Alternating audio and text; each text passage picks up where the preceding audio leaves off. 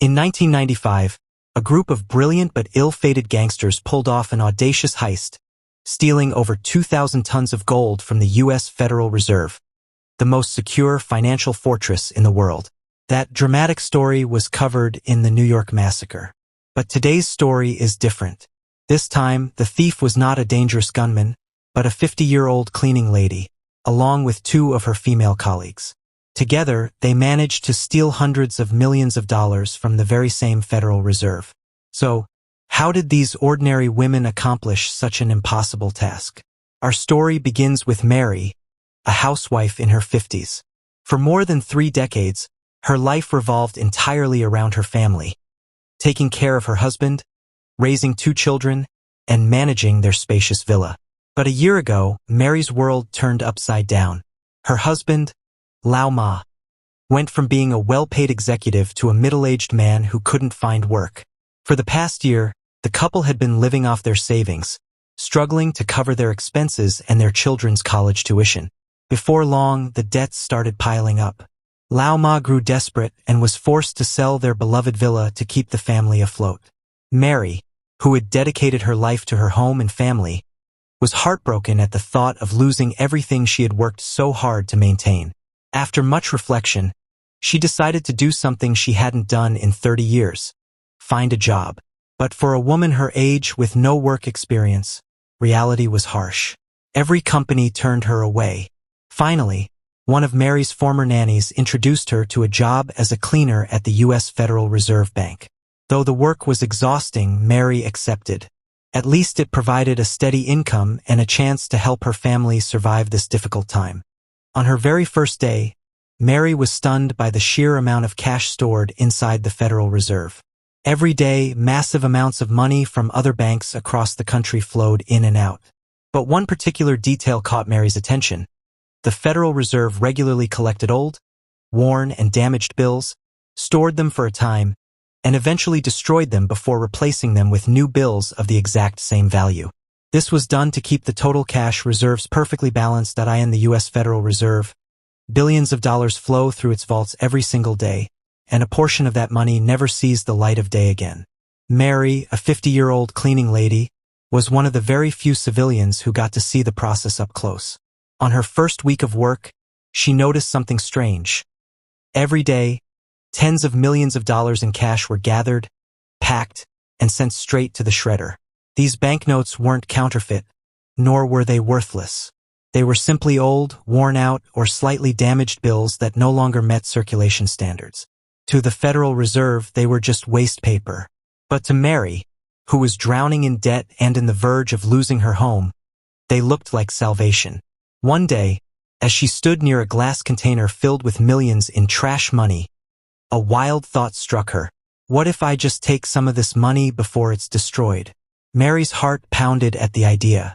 It was insane, stealing from the most secure bank in the world, but the temptation was too strong to ignore. From that moment on, Mary became more than just a cleaner. She became an observer, a planner. Every shift, she quietly studied the entire cash destruction process, hoping to find a weak spot. But what she discovered was daunting.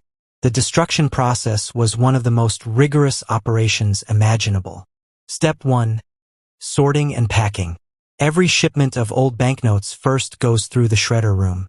Workers pick up stacks of worn-out bills, sort them by denomination, tie them into bundles, and record the total amount. Each batch is placed in a transparent glass container and locked with a golden padlock. That lock is no ordinary lock. It has 3 separate keys, each held by a different department head, meaning no single person can open it alone. Step 2. Transfer to the Treasury Department. Once full, the container is wheeled to the Treasury Department. There, the Treasury head checks the seals and paperwork, opens the lock with the second key, and verifies the amount inside. Everything is logged, signed, and resealed before the container is locked again and sent to its final destination. Step 3. Shredding and disposal. Finally, the container reaches the actual shredder. The supervisor in charge uses the third key to open it. Workers feed the bundles into a massive industrial shredder that grinds the bills into confetti-sized pieces. Even the shredded pieces aren't left unattended. They are collected, stored, and processed by professional agencies to ensure there's no way to reconstruct the money. And if that wasn't enough, the entire facility is under relentless surveillance.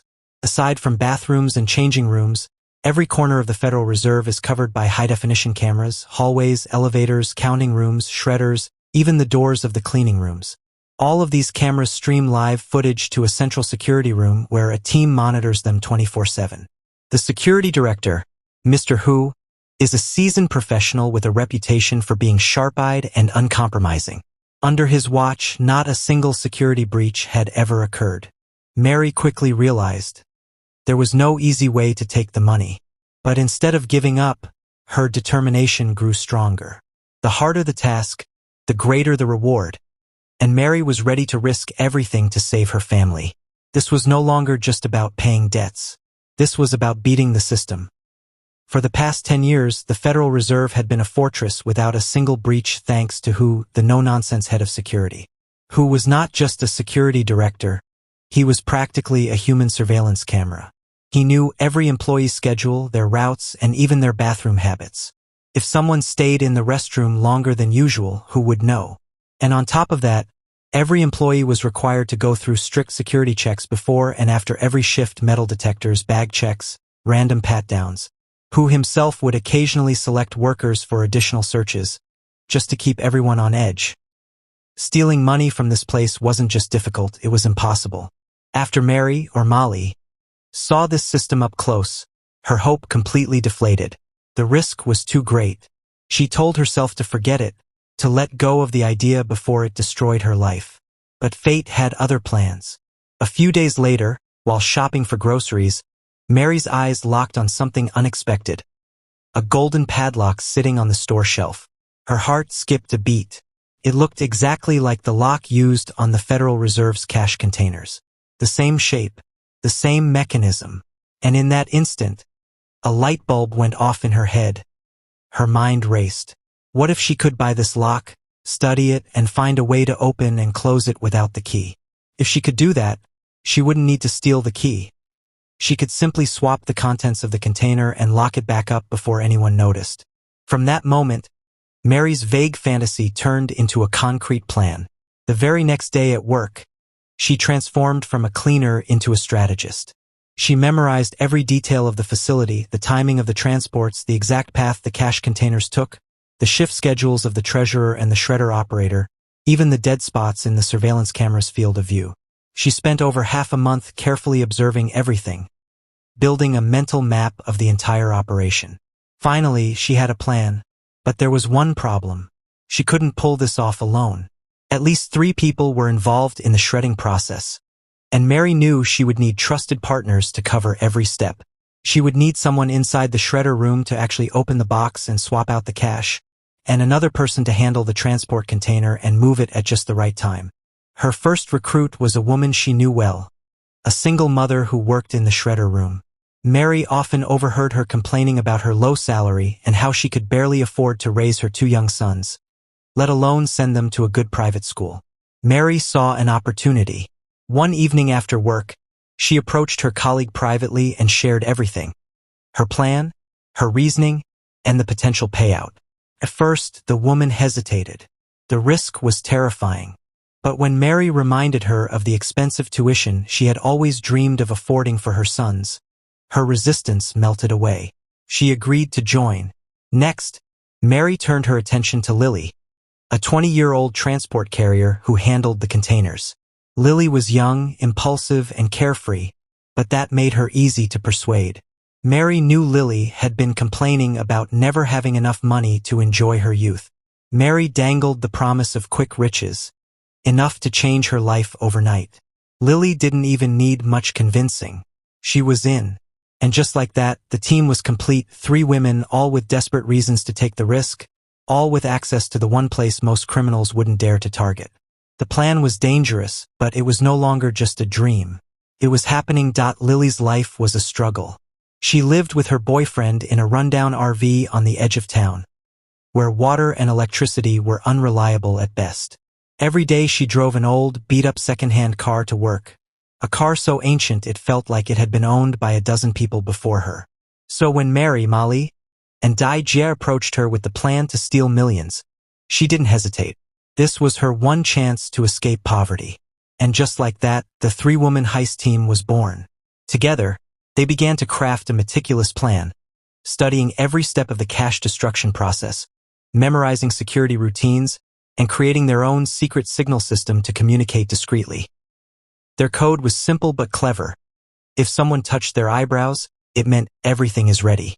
After weeks of preparation, the trio finally picked an auspicious day to launch their daring heist. Day of the first attempt. That morning, Mary smuggled a golden lock, identical to the ones used on the Federal Reserve containers, by hiding it behind the decorative metal buckle of her belt.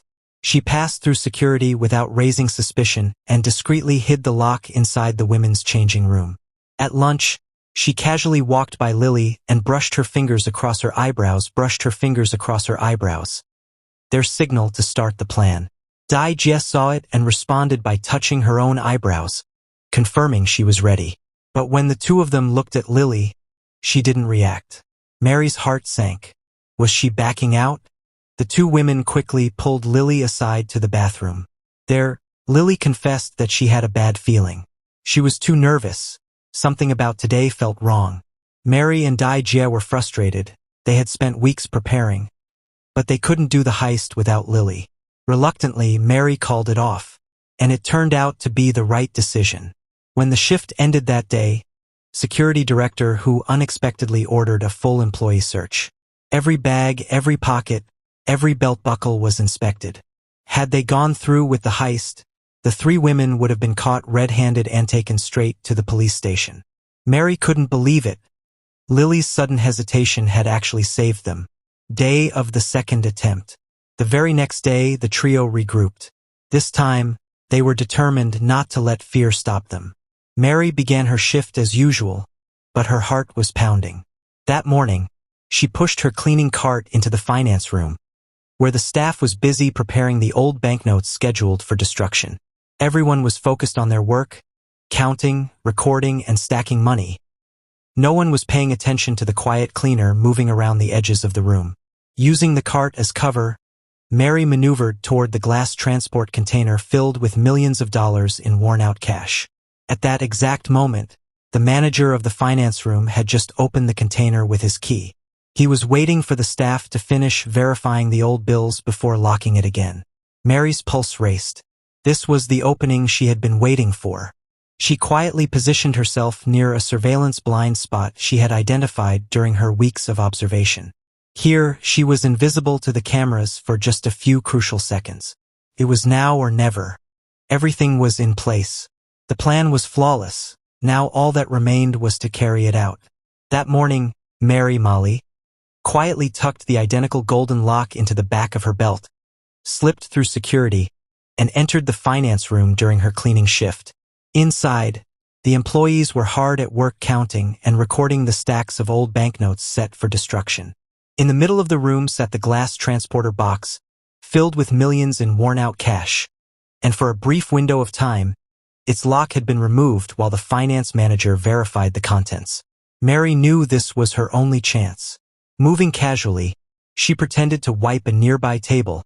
Then with a quick sleight of hand, she swapped the original lock with her identical one. No one noticed. Before leaving, she discreetly noted the transporter's serial number, then walked calmly out of the room. Step 2. The switch. Mary ducked into the bathroom, scribbled the transporter number on a scrap of paper, and timed her exit perfectly to cross paths with Lily, who was stationed nearby. Without breaking stride, she slipped Lily the note. Moments later, Lily arrived at the finance room, pushing her transport cart as if it were just another routine pickup. By now, the container had been locked with Mary's duplicate lock and was ready for transport. Lily waited casually by the elevator with the container, using the opportunity to make her move. She put on her headphones, a habit everyone at work was used to, and let her body sway naturally to the beat. Hidden by her casual, rhythmic movements, she pulled out the spare key Mary had given her, unlocked the container, and quickly grabbed handfuls of the old copy, the stacks of old bills. Each bundle went straight into a trash bag inside her cart. To anyone passing by, Lily just looked like a bored employee absent-mindedly rocking to music. When the container was empty, Lily locked it again, pushed it into the elevator, and headed toward the shredding area like nothing had happened. Step 3. The cleanup. A few minutes later, Mary arrived with her cleaning cart. She strolled past the elevator area, opened the trash can where Lily had left the bag, and tossed it into her cart. Her heart was pounding, but she stayed calm, pushing the cart straight into the women's restroom. Inside a stall, she removed the bag, hid the bundles of cash in the storage compartment of her cleaning cart, and placed the original lock, the note with the container number, and the real key back into the bathroom trash can, exactly where Lily would look for them. Later, Lily casually entered the restroom, retrieved the items from the trash, and reattached the original lock to the container. By the time the container reached the shredding room, everything looked completely normal. The lock matched, the paperwork matched, and no one suspected that millions had already been quietly taken out. The getaway. At the end of the day, the three women met secretly in the women's restroom. Together, they divided the stolen cash into 3 equal portions. To ensure no one would find it during random searches, they each stuffed their share inside their underwear, a place security rarely, if ever, checked. When the final whistle blew and everyone filed out of the building, the 3 of them walked calmly past security, each carrying tens of thousands of dollars on their bodies. Not a single alarm went off. That night, Di and Lily came to Mary's house. The 3 of them carefully laid out the stolen money and counted it. The total amount stunned them, tens of thousands of dollars. For Di, it was the equivalent of half a year's salary. For Lily, it was nearly a full year's wages. The risk had paid off, and now that they knew it worked, they had no intention of stopping.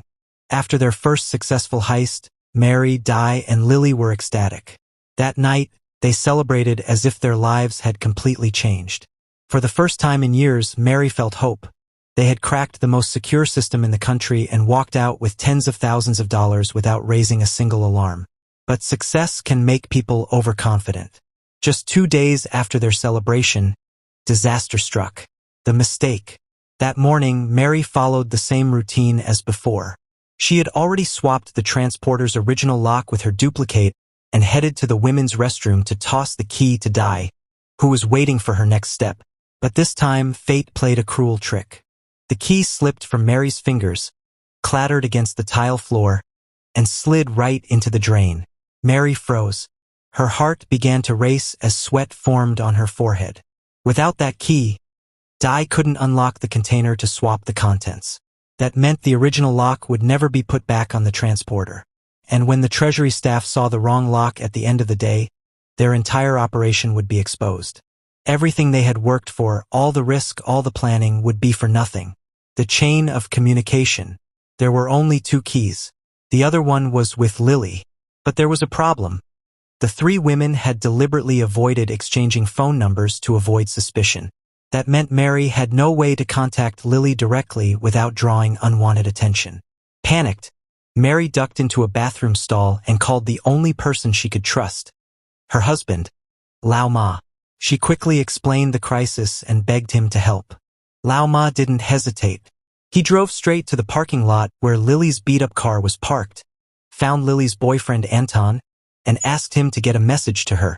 Within minutes, Lily got the urgent call from Anton, realized how serious the situation was, and immediately sprang into action. Lily grabbed the spare key, wrapped it inside a piece of chewing gum, and waited for the right moment near the elevator.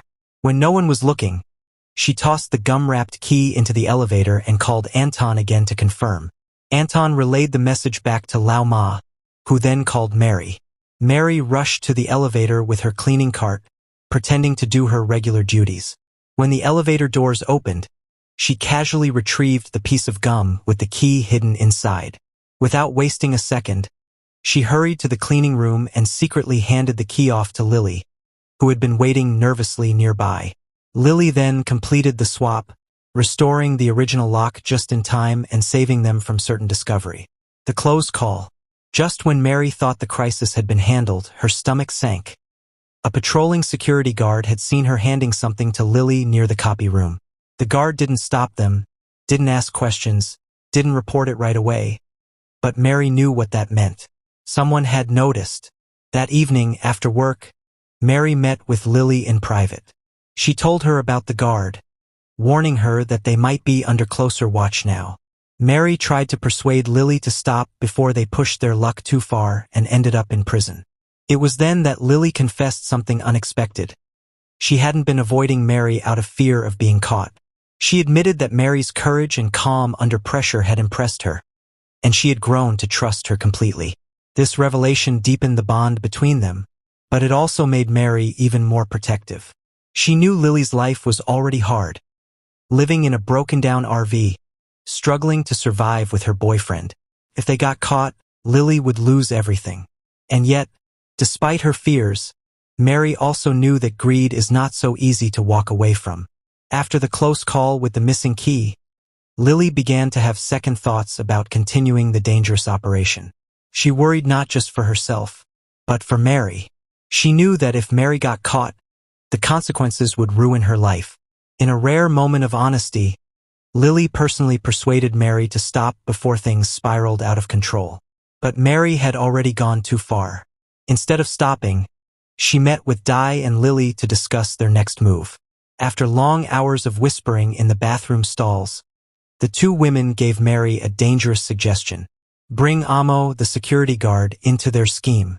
At first, Mary hesitated. Involving a bank employee was risky, but she had no other choice. If they wanted to continue stealing undetected, they needed an insider. Mary's dangerous gamble. That night, Mary made a bold decision. She went straight to Amo's house with a plan, to seduce him, to use intimacy as a bargaining chip to pull him into the gang. But the plan backfired.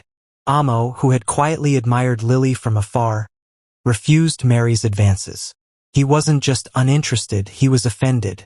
Mary left, embarrassed, while Lily disappeared for a while to collect herself. The next day, Mary confronted Amo at work. She demanded to know why he had rejected Lily's attempt to draw him in. Amo, with complete honesty, confessed the truth. He was willing to join the gang, but not at the cost of Lily's dignity. He admitted that he truly cared about her. If Lily didn't like him, he would never agree to treat her body as part of some deal. Mary was moved by Amo's integrity. She told Lily what happened, and Lily was shaken too. She had been ignoring her feelings, drowning in work and raising two children, thinking she didn't have time for love. But Amo's sincerity broke down her defenses. A new alliance. Soon after, Amo joined the gang, not as a reluctant participant but as an ally. Lily and Amo eventually became a couple, which deepened his loyalty. With an insider now on their side, their operations became much smoother. Amo provided them with critical intel, patrol schedules of the bank's security team, blind spots in surveillance coverage, and even created distractions when the gang needed to move stolen cash. For over a year, the gang operated almost effortlessly. The stolen money piled higher and higher inside their homes, hidden in closets, under floorboards, and even buried in the backyard. The fall begins. But easy money has a price. With wealth came greed. With greed came arrogance. Their spending habits changed. Expensive clothes, new furniture, better cars. Soon, their abnormal behavior caught the attention of the FBI. Federal agents quietly opened an investigation, tracking each member of the gang. Mary noticed something strange first. A car parked outside too often, the same faces showing up near her apartment. Her instincts told her they were being watched. She quickly called for a secret meeting. Gathered in the bathroom stall where it had all begun, the gang discussed their situation. Mary explained what she suspected. They haven't arrested us yet. That means they don't have solid evidence. Not yet, but if they get a warrant and search our homes, it's over. The room fell silent. They all knew the truth. The piles of cash in their houses were a ticking time bomb. Once Ma and his crew realized the FBI was circling closer, panic set in. If the agents obtained a search warrant, the piles of stolen banknotes hidden in their homes would become undeniable evidence. Jail would be inevitable. So, The gang made a desperate decision. Destroy everything. Each member set out to erase their own share of the fortune. Ma dragged an old paper shredder into his bathroom and stuffed it with bundles of cash, flushing the shredded remains into the drain. The machine overheated and filled the room with smoke. The pipes clogged, and less than half of his stash was gone. Dai chose fire. She stacked the money in her backyard, lit the pile and watched it burn.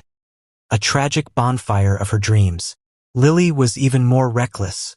She piled all of her notes into the rusted car she shared with her boyfriend and set the entire vehicle ablaze. But no matter how much they tried, there was simply too much money to destroy.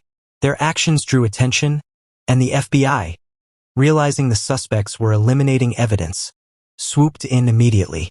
The arrests, one by one, agents arrested Dai, Lily, Amo, and Anton. Ma, however, had sensed danger earlier. Grabbing a bag of cash, he slipped out through the back door of his villa and narrowly avoided capture. Instead of vanishing, Ma made a bold move. He used his last stash of money to hire a high-powered lawyer, a man with a reputation for saving clients who seemed beyond saving. The legal loophole. The lawyer laid out the defense clearly. The police had no hard evidence. No surveillance footage, no witnesses, nothing tying the stolen cash directly to the Federal Reserve's destruction line. Burning money isn't a crime. Americans are not prohibited by law from destroying their own cash, no matter how bizarre it seems.